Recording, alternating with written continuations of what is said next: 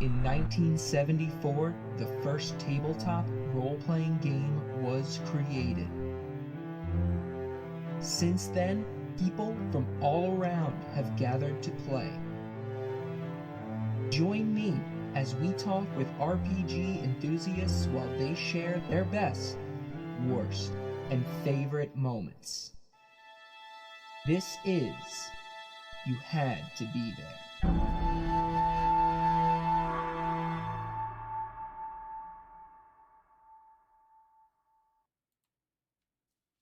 Hey everyone, welcome to You Had to Be There, a D&D storytelling podcast where we talk with tabletop RPGs players and we share fun and awesome stories.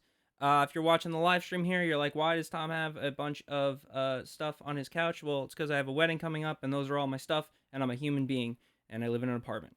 So, but we're going to get right to it. Today, my guest I have today it's going to be really awesome. I have Dylan from Stuffed Rock Studio. He is a writer for a comic book, and he also plays tabletop role-playing games. What's going on, Dylan? How are you? I'm pretty good, pretty good.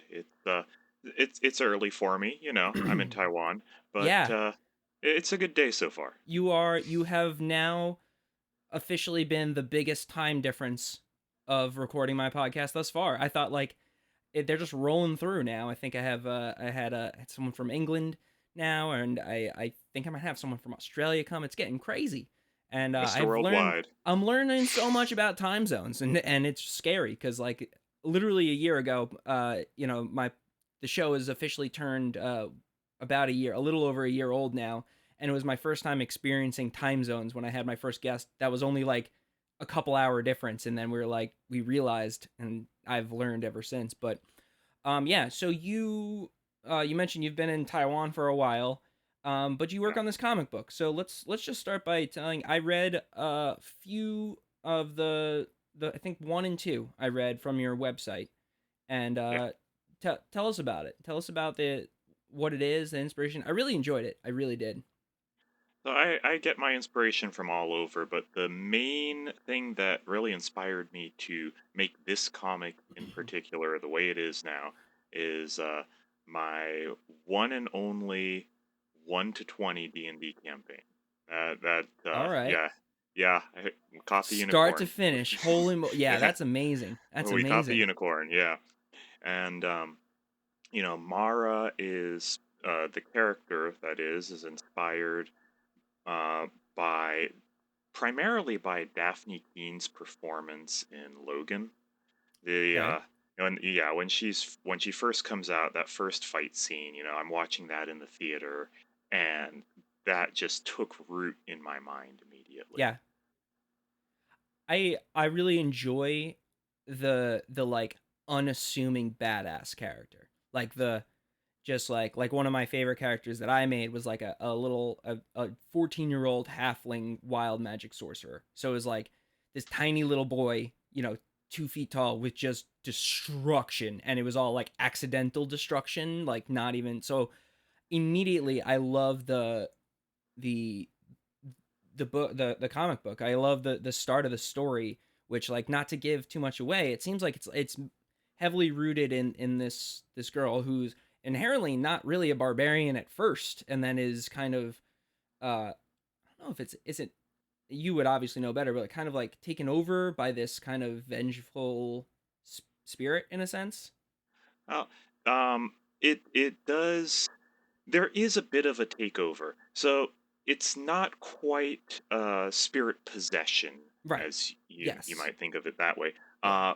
But when she gets into combat, when she rages, as Yes. the Yeah. barbarians do, she channels this spirit. That's where she gets her power from, right?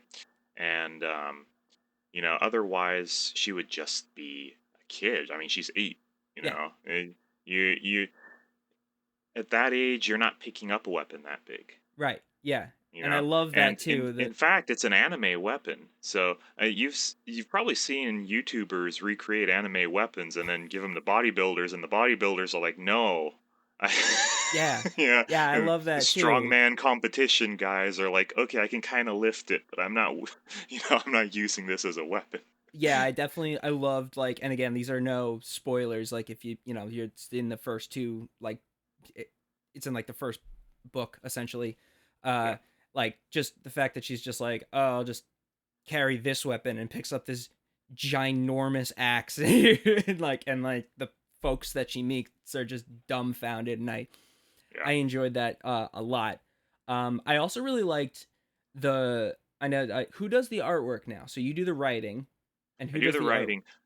Rosie Wu is the illustrator. Rosie Wu. Well, Yeah, shout out to Rosie, because like I loved how also like the artwork is so like kind of cutesy at first, and then like 2 pages in, it's so violent, and I'm like, oh yeah, oh my god, like it kind of reminded me like the level of like the slicing and everything with the kind of reminded me a bit of the what was it, the Castlevania anime a little bit, like how like just the way yeah. like the blood would like when in the artwork that he did, it was like so cool. So I really like the this like this innocence and this brutality like thrown into one, and I can't wait to read more. But so you said though that this was based off of also a little bit of a campaign from 1 to 20. Yeah, yeah. Obviously, I had to dramatize it somewhat. I mean, Right. you get some moments in D&D that really don't translate to a story directly. Yeah.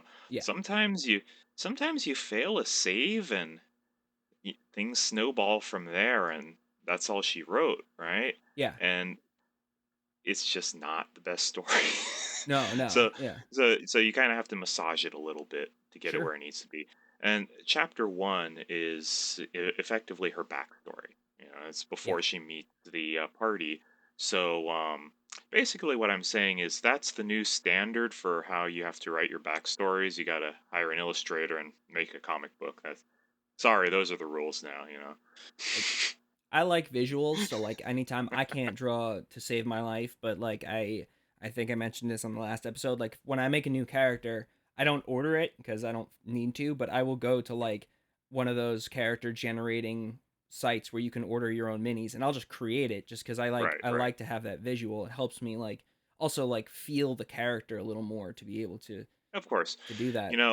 My current group um, introduced me to using slideshows for backstory and between session storytelling, and I had never done that before, but I really took to it like a fish to water, right? Yeah. And it is a bit like a primitive comic book when you do it that way. You find art that matches what you're trying to talk about, and you're going to have more exposition, of course, but it is a bit like a primitive comic book. So that's part of how I connected the dots and finally got into doing comics after reading comics my entire life. Right. Yeah. I like that like slideshow, so you can just kind of like early life, midlife, Yeah, before they met the party, and like kind of really lay it all out. I think that's like a great tool for, especially I guess if you're connecting with your DM on like what, because obviously you don't just throw that all out to everyone playing right away. I'm assuming because well, it there's that really level of depends on secrecy. it really depends on the campaign. That's Like true. I run Yeah. Shadowrun a Oh, lot, okay. and you really don't throw everything out to the party in Shadowrun, Yeah. right? But in D&D, we're mostly like even things that are in character secrets are mostly out of character Oh, knowledge. okay. I And I trust most of the people I play with to handle it appropriately. Yeah, yeah. That's good. I mean, I think with experienced players you can get away with that. I know Yeah. like for me at least, and I've seen like other like newer players, they sit down and you're like, describe your character, and then they're just like, well, he was born this day, and then like, 3 paragraphs later, like, okay, well, Oof. what do they look like? And it's not a big deal, people learn and stuff, but I Yeah. I still think that's a great I, idea I to mean, really lay I've it out. seen people who have been playing for a while who can't describe their character. Yeah. They'll come into the party and the GM will say, tell us about your character. Yeah. And I'm actually going to quote one verbatim here. He said, "I'm just standing there in a white robe." I actually love that. I love it. Just like Like, okay, so I'm just picturing you right now, but you're just in a white robe. yeah. I mean that works for a lot of people. Like I ran a game for one of my friends. It was his first time. It was like, "What's your character looking?" He's like, "I don't know. Looks like me in armor." I'm like, "Okay, perfect. But easy." Yeah, I've actually played myself in a game, but it was in Fate. Because Fate has a lot more. Uh huh. I guess I would say open character creation. You can Sure. basically be whatever you want, and it doesn't break the rule set, right? Yeah, I So actually I it's play like, myself yeah, in a well, I pop in and out. My one friend runs a right, campaign where essentially the story is, and I'll have him on eventually, but like the quick story is he is the group of them were walking out of work and they get hit by a truck and they die, but they appear in a new world.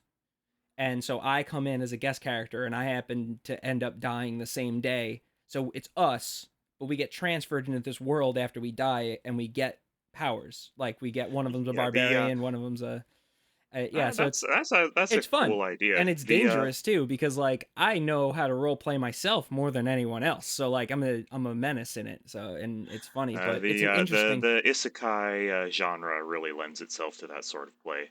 is that What we did it might be was what he's doing. Yeah, what we did was it was just it was our current world, and our buddy was moving away. Mhm. He was moving to Japan, so we made the campaign that because of global events and eldritch happenings, there were border lockdowns, and we had to we had to get this guy to Japan. That was the that was the campaign. Right. Okay. Oh, so you're okay. So it was That's like fun. the real world, but warped a little bit. Very, very cool. Um, so I want to hear a little bit more about this character that you based, like this campaign that you based this comic book off. So you were playing a barbarian, I'm assuming, in this Yeah, one? I was playing a barbarian. Um, is of course the animal totem barbarian. You Okay. know, a mix of bear and wolf. Because Nice. people sometimes forget you can actually mix those. All right, you don't have to take the same animal every time. Right. Okay. Um, I haven't played that the subclass, so I the don't know uh, a ton the about it. the bear is widely regarded as being overpowered. Um, but it has a few overpowered things, like the damage resistance is pretty overpowered. It's the only one that gets all the damage resistance. But some of the other things, like you double your carry weight, because that comes up a lot. Yeah, that's with the bear. Yeah, the bear. Okay, yeah. But the wolf is more thematically appropriate for the character in general.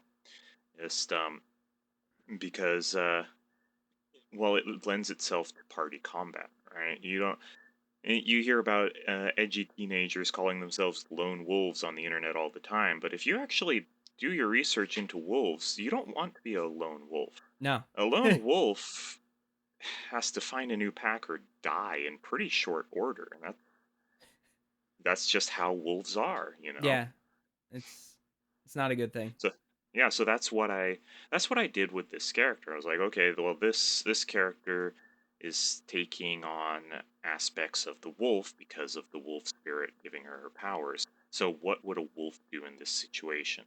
Right. Is a lone wolf a real thing? And when I do my research, I find no, you find a new pack. So Right. that's what she's doing. She's finding a new pack. Right. Yeah, no, it all makes sense like from a animalistic from like nature perspective of what you would do. So yeah. Yeah, and her new party, her new pack, they're not they're not totally trusting of each other and of her, because I mean they just met a few minutes ago, and they're sticking together because they kind of have to. Right. It's not like a Final Fantasy situation. Hey, I just met you, and I'm gonna dedicate my life to your quests. No, it's like, hey, we're stuck in this place, and Yeah. we all want to live, so let's stick together. Yeah, that makes it more real for sure. And absolutely if I found a girl stranded and she picked up a giant axe, I wouldn't trust her right away either. So like that's makes total sense. So when you played this character, was it also like a small young girl, or was it? Yeah. Yeah. Wow. So it, like Yeah. really just that's like I feel like that's the dream for a lot of times when you play D&D. You're like, I would love this to be, oh, this should be like a movie or something. So it's cool that you were able to take that, and I'm sure we're gonna find out so much more for the comic People book tell wise. me all the time, "Oh, I wish I could do a comic of my campaign. I've always wanted to do a comic of my campaign." Well, I'm doing it. Yeah. You can do it. I'm not some super genius in his lab making comics. I'm just a guy with a script who hired an artist. Yeah, for sure. And that's what you do. That's creative outlets, and that's very few people. No one was. Very few people were like born into creative. Like you don't just wake up one day and you're like, I'm gonna make a comic book. Like Yeah. you were a normal person first. So, Yep. uh, do you usually play like barbarians? Is that like your style, or have you No, moved around? actually, that's not my style at all. That's What funny. happened was the GM was telling us, this is a low magic campaign, and I'm thinking, well, I've always wanted to try a barbarian. I've never tried it before. I always play charisma casters. Yeah. Your sorcerers, your warlocks, your paladin. That's my jam. Right. And I was like, well, if we're not having whole lot of magic, then I don't want to be a magic user because that paints a target on your back. He said, I'm not going to stop you from making a caster. You just have to be careful who you show The off to. kind of very like I don't know if you've ever seen the show Merlin. Yeah, It's yeah. like a British show. Yeah, where like the whole, that one city was like no magic. If we catch you doing magic, it's gonna be really bad. And yeah, it makes sense. Yeah. And so I picked a barbarian, and man, it's they're strong right off the bat. It's A fun. lot of characters have some ramp up time. There is no ramp up time with a barbarian. Yeah. Especially you're playing a variant human and you take Great Weapon Master. You're doing 1d12 plus 15 at level 1. Yeah. What do you do? Wait, What plus do you even do with that? 15? Well, you get the extra plus 10 from Great Weapon Master, right? And then Oh, you Great have Weapon Master. Yeah, yeah. yeah. Well, And then you have yes. 16 strength and plus Wait, 2 I from thought. rage. Hold on, I'm trying. Oh yeah, Great Weapon Master. I was thinking of Great Weapon Fighting, which is you re-roll the Yeah, ones. So I was like, it's an yeah, Great Weapon unfortunate Master. Yeah. name because we have two So things many that are things. very Yeah, close. yeah. But Yeah. it's essentially the same as Sharpshooter, but for Yeah. that where you minus the 5, but you add the yeah. Crazy. That is crazy. Yeah, you're like it's like overkill like on Yeah. these tiny little goblins or kobolds you're probably fighting. Oh yeah. Um, We had zombies, like the regular CR 1/4 zombies. yeah. Zombies are And they kind of were fun just to fight though. they're I like the fun. undead fortitude kind of thing. Always like it's so funny Oh to just yeah. be like, still up. Damn it. Still up. Like, especially like, you get like 3 attacks and you're just like slice up, slice up, slice up. You're like, God damn it. Stay down. Um so then when you played through this long campaign, so it's funny because it wasn't your main thing, but it was the character that you played the longest. At any point in time, did Yeah. you like want to take, were you like, man, this is actually not my thing, but you stuck to it, or did you actually like fully enjoy it No, and continue through? at some point I felt bad for the party and the GM Uh-huh. because it was like the way I was playing this character, I was not expecting to survive that long.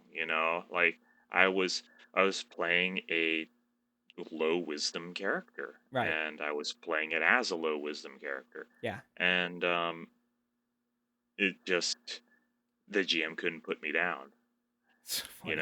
and he couldn't do anything that would challenge me without outstripping the party in martial strength. And part of it was that he wasn't the most experienced GM, Mm-hmm. Like if you get an experienced GM, they'll throw will save or sorry, No, it's I'm fine. I thinking of a get it. different edition. No, it's fine. I know, like will They'll throw save, wisdom wisdom saves at you, saves. Yeah, but yeah, he didn't do that very often. Uh, just because he hadn't run a whole lot, and that made me feel even worse about it. Like, oh no, I'm bullying this new GM. yeah. Just wanted You to just try the barbarian. I think that's like a lot of people will like some people would complain like this motherfucker's got such a high AC. I'm like, so just charisma save him and take that and use it Yeah, against the party. Just do it. Like yep. just you can do that. And it gets, what's even scarier than a barbarian with an 18 armor class? A barbarian with an 18 armor class that's fighting his friends or their friends or Yeah. whatever like it can get real bad. That's like, yeah, use it. Use that. Take it. It's like Crown of Madness yeah, is a things cheat like code. that. Yeah, it's just any of that stuff. Yeah, I love those like those control magic spells are very scary. Very, very scary. Nice. So then like after you play this for a long time, how long ago was this when you say, because I know you've been playing for how long have you been playing for?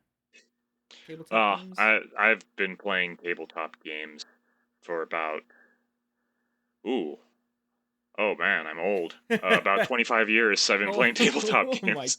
I had to that's think about it. I was like, no, wild. that number can't be right, but it is. 25 years. That's hardcore. That's great though. Yeah, 25. my first game was it's the red box, the starter The set, red box second guy. edition. It was older than I am. It's from '76, I believe, and it's also my first character death was the solo. They have like a solo practice campaign, and they give you a fighter. And at one point, there's a snake, and if it bites you, you have to do a save. And because it's second edition, it's save or die. It save what? Save or die. Save or die. That's like literally Save or the. die. So Yeah. so you opened up this box, or so who got you the box? Because you said it was like older than you were. Did you just find Yeah, it? I got it at a yard sale. What happened Okay. was, yeah, there was a yard sale and they had three boxes. They had that one. They had AD&D 2E, Okay. and they had Top Secret SI. I've never Top heard of Secret that one. SI is one. Yeah, a lot of people haven't heard of it, and it's Top a secret. spy. Yeah, it's top secret. It really shows its age. There are hit locations on the body, and wounds for each hit location, and it gets ridiculous pretty quickly. Right? Yeah, that would get it little exhaust. That's like where it does where I appreciate the openness of editions and games now to be able to describe what you wanted, because like that would be annoying. Be like, I don't know, it. Yeah, I hit him in the arm. I don't know. So wait, it was like a spy game though. You said. Yeah, it was a spy game, but it was a very James Bond spy game. Okay. And so they had these three boxes there, and it was $10 a box. Well, I had $10, and I decided the red box with the dragon looked the coolest. Right, so Cool. I took that up, and as we're leaving, I'm in the back seat of my mom's car, and the owner of the property came up with the other two boxes and said, your son's the only one who showed any interest in any of these, so you Yeah. should just take these. And like, well, that was Oh, great for me. that's dope. No, that makes sense. I feel like that's if you're a young kid at a garage sale, I Yeah, feel like that's how you get more of the free stuff. You're like, I just take the stuff. But nice. So you got these three boxes. So then yeah, there's a I think I've heard about, so it was like a solo adventure that you could just run by yourself. right, right. And as you're running it through, so your first experience in D&D, you died. Yep. I learned pretty quickly, that hey, character death happens.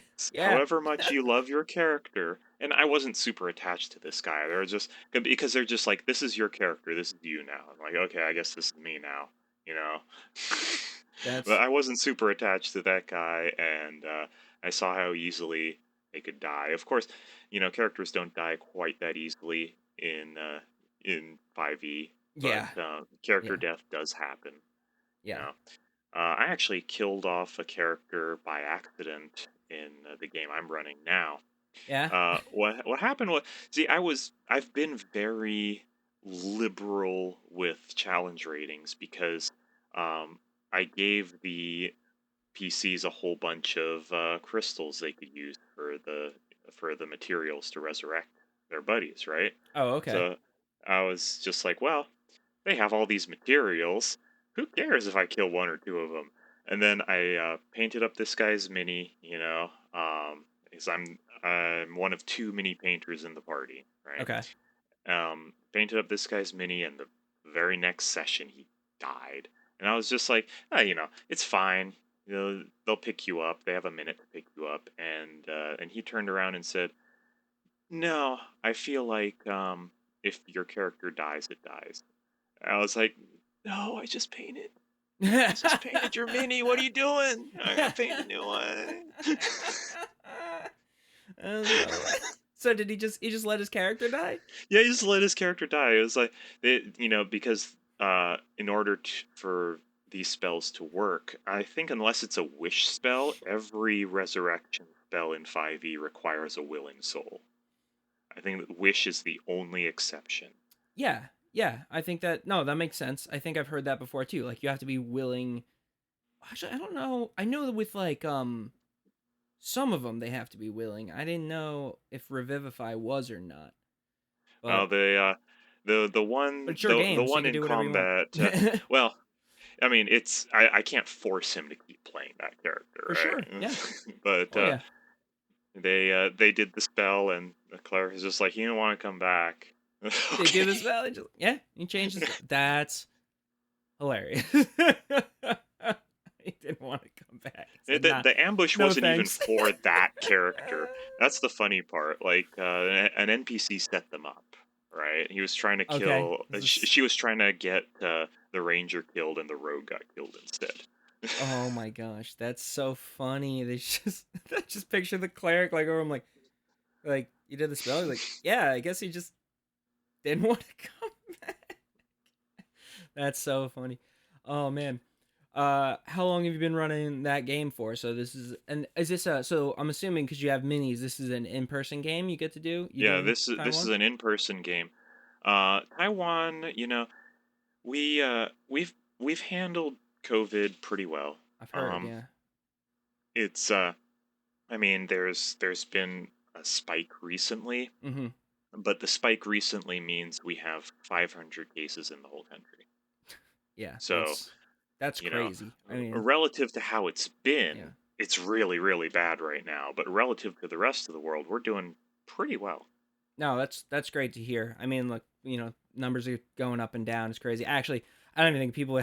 I After last week's episode, I recorded an episode last week. I was sick and I tested myself and I had COVID like all day. And I Ooh, was like, I worked the whole day and I recorded my episode. I'm stupid. I'm just like, but so if I was a little, anyone who listens to the last episode, if I seemed a little out of it, it's because I had COVID. Much better now, yeah. but you get Yeah, to play in one of person. our guys actually has COVID, but he didn't get it in Taiwan. He travels for work. Oh yeah, travel's tough. He works for a game publisher. He was at a game show in the U.S. and he came back and tested positive. Yeah. And you come back and test positive in Taiwan, they throw you in quarantine.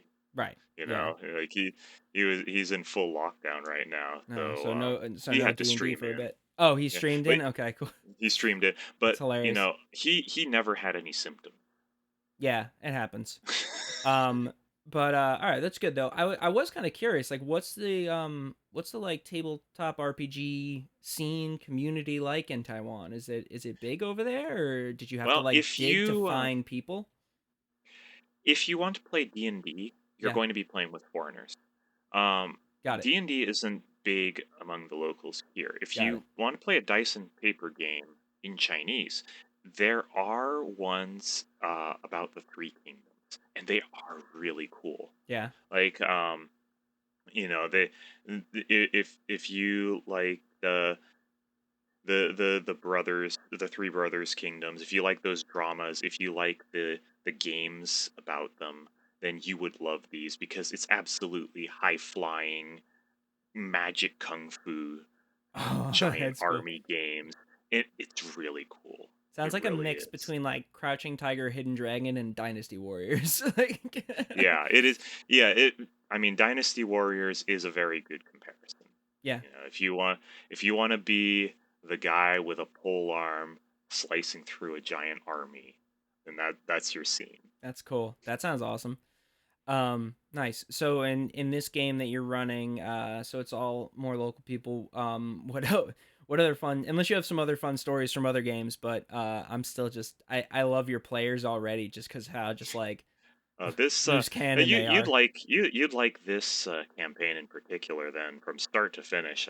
I mean, I won't talk your ear off for 3 hours about the campaign, but the uh, the the way we started off was they are in an adventurers guild that Mm-hmm. is not doing so well. You know, the country's dying. It's been cut off from trade for a while now. Nobody really knows why, and it's the economy has just been getting worse and worse. The Adventurers Guild used to be prosperous, but now there's just nothing to do. Anybody who goes out doesn't come back, and no scouts have even come back. Right? So Mm, this is like the last bastion of the resistance. And the guild master tells them, "Hey, you need to do something, or everybody in this country is done for. You know, everybody who is relying on trade is going to starve, and I can't give you any money. There's no coffers, you know. mm-hmm. What I can do is I can tell you there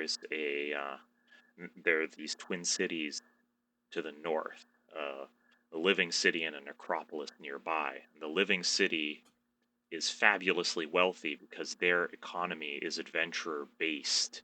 They pay adventurers to get undead trophies from the necropolis, Okay. and since that attracts adventurers, that attracts a huge marketplace, and it's really a thriving economy. But you got to get there. And in order to get there, you have to solve whatever problem is cutting us off. Right.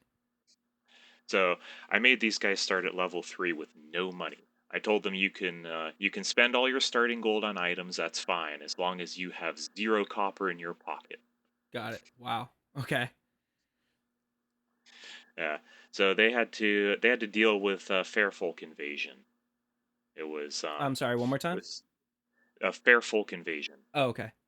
Yeah, the Fae basically had cut everyone off, and just walking through their zone, you would slowly turn into crystal, Ooh. and that's why nobody had made it because, you know, as you're traveling through, you are slowing down, you're dying. Eventually, you just get paralyzed and fall over. I was gonna say we're Um, like we're is it kind of like people like frozen in a tundra like but crystals like where they're just bodies of people that were yeah, even the crystallized. Ooh, trees, you know, messenger that's birds. that's ominous. I love that. That's so cool. Yeah, and they eventually figured it out how to pass through. You know, Okay. they the because we're in the middle of the pandemic. You know, one of the players, the wizard, was like, "Can I like wrap something around my face for a mask, some cloth or something?" I'm like, "Yeah, that'll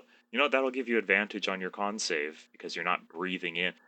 And what he found with detect magic was that the air had all these little crystal shards in it. So you're breathing it in all day and it's jabbing you in the lungs, right? Got it. Wow. They were they started doing, all this routine before they went to sleep every night. Before you go to sleep, you stand out here. The priest is gonna conjure water over your Got it. head. It was a whole routine, and they eventually made it through. They found the mirage dragon that was causing the problem, and as players do, they took care of him. Yeah. And That's before they fought him, they pretended they were going to negotiate with him. He said, "There's a bigger threat. There's a demon threat trying to horn in on my territory. Why don't you go deal with them instead?" They're like, "Don't mind if I do, but first." right. That was the dragon that tried to convince them. It was like, oh, Yeah. bigger threat. Oh yeah. I don't know, the crystallizing humans as they walk, or people or things as they walk through, is pretty big threat. Um, that's clever though. I like that the thing we were in a campaign where we were getting like we were making con saves based off like mosquitoes. Like it was very ironically, yeah. So we were like, oh wait, can we like wrap ourselves? And then so we were getting that, but the artificer, like he was an armorer, so he just had his arm, like his activated his armor on the whole time, so he was completely safe while we were slowly getting cursed, which was really annoying, but that happens. I love that though, that the cleverness and the creative thinking of players amazes me. Which is why, kind of to go back a little bit what you were saying with like the deaths and stuff, is like one thing I've learned, especially, I mean, I haven't played older editions, but like players are pretty damn powerful and usually can handle like things way over. Like my DM's starting to get a little, I mean, it's fun, but it's getting scary now, because it's like, oh man, I can like really throw some shit at you and you guys can pretty much handle it, and then when we can't handle it, we run away. Like we run because we don't want to die.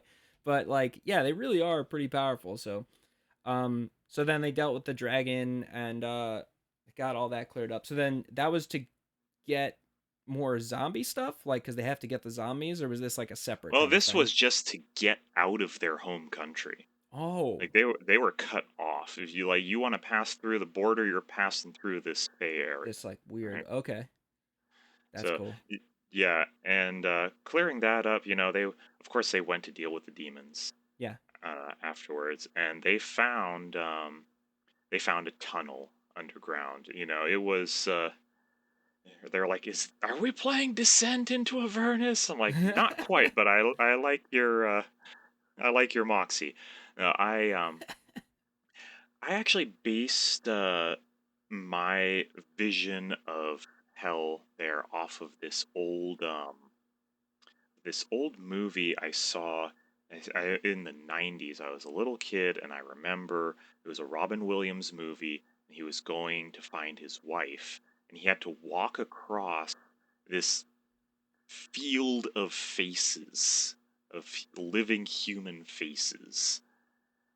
And that's what I made them do. I found all these little tiles covered in human faces, and I 3D printed a whole bunch of Oh, them. you build out Like like the these, maps and stuff. yeah. Oh, that's cool. Like this is what you're walking across, and like, how's stealth working? Well, not very well, because every time you take a step, one of the faces like, ah. Oh, that's so brutal. Oh man, that's it. What, I'm trying to think of that. I've never seen that movie before. Do you know? I'll Ah, look it up later. what? I don't remember what it's called anymore either. Clearly, I it left an Yeah, impression on it you, left an though. impression on me. Yeah, Yeah, that's for for sure. sure. Oh The, man. they finally get to the end of this tunnel, and they go through all of these horrific things and some funny things. I had an imp engineer. He crafted this motorcycle that was a giant flaming axe. He had a seat built onto the handle of the axe, and he would just steer it through the area, of course, tearing up the ground as he Okay. passed, because it's a giant axe. Uh, it was powered solely by magic. There were no wheels or anything, Right. and So he's just that riding an was yeah. axe like a Yeah, he was just unicycle. riding an axe, and he was trying to run over the players with it. That was that encounter, and the rogue jumped on and had his sending stone, and he was getting instructions from the wizard on how to sabotage this thing. How And big? that's Wait, how so they was did. it big enough where he was like on it and the guy didn't realize, or the? The guy realized, but he wasn't really much of a fighter. He was just Got trying to it. shake him off. Got it. Oh, okay. So he was like kind of wrestling with them a little bit, and while the Yeah, rogue was getting messages or something from the yeah, wizard to. So was yeah. he able to like dismantle it? He made it blow up. Nice. Jumped off at the last Yeah, second, like freaking yeah, very yeah. like Star Warsy, or I love that. It's so awesome when you get to like pull a move that's like straight out of an action movie. That's so fun. Love to hear that stuff. Um, I want to hear one more story. I want to hear about like because you said you love charisma based casters and stuff like that. So whether it was a week ago or 25 years ago, I want to hear like one more cool story. But I want to hear about one of your charisma casters. All right, one of my charisma casters is definitely the most evil character I've ever played.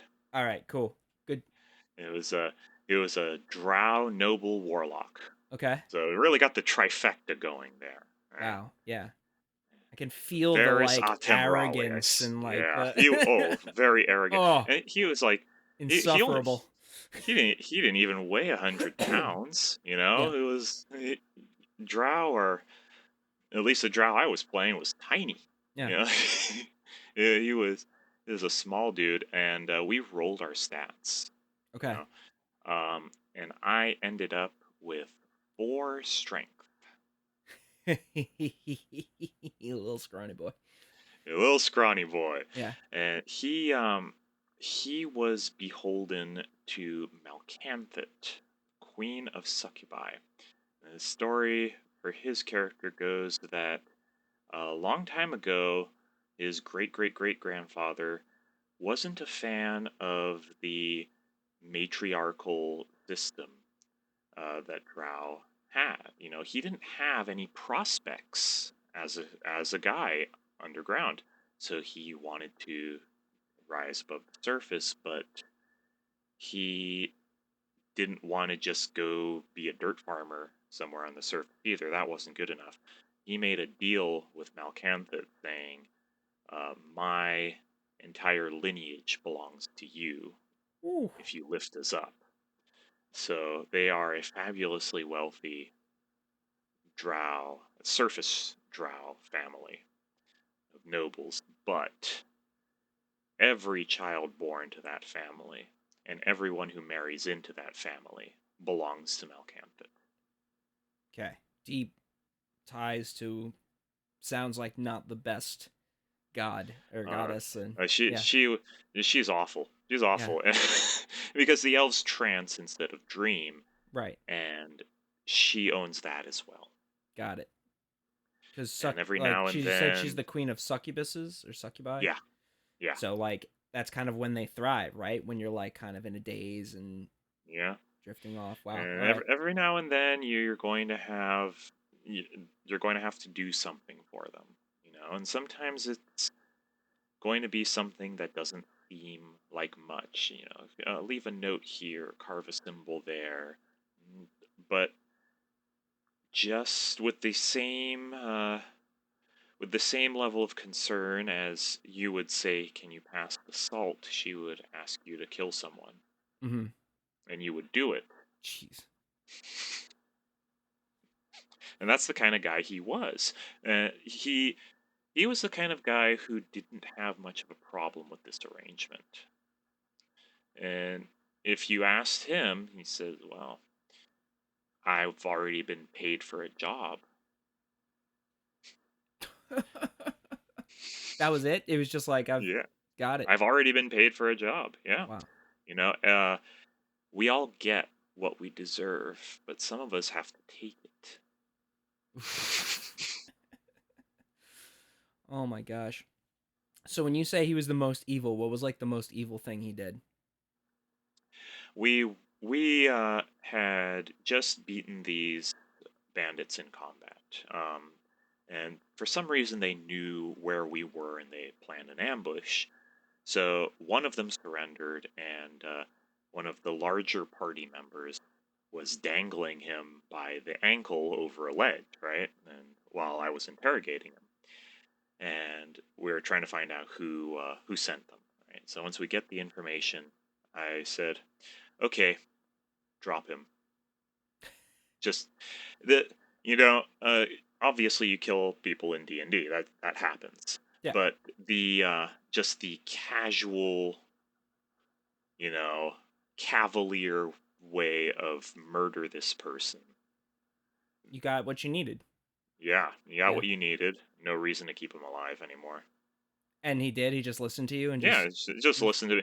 Yeah, this it was a kind of a naive character. You know, the Gotcha. big guy was a naive character, and I came this close to getting another party member to kill him. Oh yeah. That was kind of my goal. Your goal And it's was to like kind of I like. really want to push this party so hard that one of them finally says enough is enough, Right. and I'm taking your head. I couldn't quite pull it They off. still put up with you the whole They time. still put up with me the whole time. Ah, almost, There were almost. threats. You know, a sword was drawn at one point, and and like Oof. I'm sitting there trying my best to keep a straight face, and I'm like, come on, do Yeah, it. yeah, yeah. But I couldn't quite get him to do it because I thought that would have been the best way for him to go. Yeah. It's just, Hashtag it- goals. yeah. Of all the horrible things I made this party go through, Right. I dragged them through the mud. And that's one thing he liked to say. Sometimes the shortest distance between 2 points is through the mud. It's true. That is true. Sometimes that's bad too when the evil character says something and you're like, "Oh, that's unfortunately accurate." Yeah. Well, you know, I don't know how much into the expanded universe you are with Star Wars, but A little bit. in yeah, in one of the Old Republic settings, Okay. one thing that was said that I've kept in mind a lot was the worst thing a Sith can do is tell the truth, because that means there's no lie they could say that would be more damaging. Hmm. That makes sense for a Sith. Yeah. Yeah. Wow. Okay. That's dark. Yep. Well, that's an interesting way, but we're gonna wrap that up with these dark characters. This was a lot of fun, man. I really enjoyed talking to you. I really think the comic book is great. So let's I'm gonna pass it over to you to plug whatever you're gonna do. Tell people where they can find you, where they can find the comic book, and definitely we'll link up after. Send me any links and stuff to go along with it. But go ahead. Sure, sure. Uh, you can find the comic at mara-comic.com, and you can read it for free there. We do have a Patreon, not required. Uh, you do get some cool stuff like early access and high quality pages. And we are going to print as well.